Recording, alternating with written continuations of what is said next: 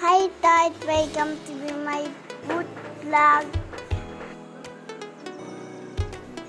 Ngayon, magluluto tayo ng pininyang manok.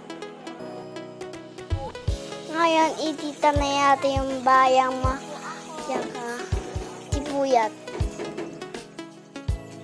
Okay, Dad, ihalo-halo natin yung bayang sibuyat.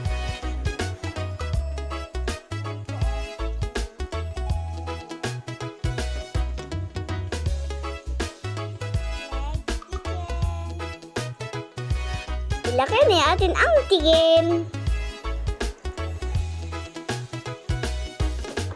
Madaming po tigim kasi papilito ko po.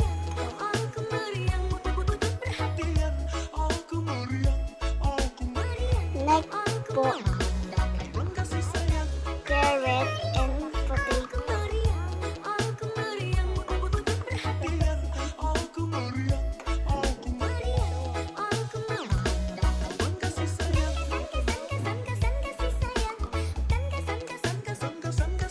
Haluin natin po sila.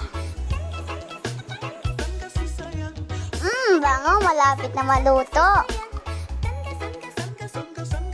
Mukhang po matadami ako kakain matapos nito.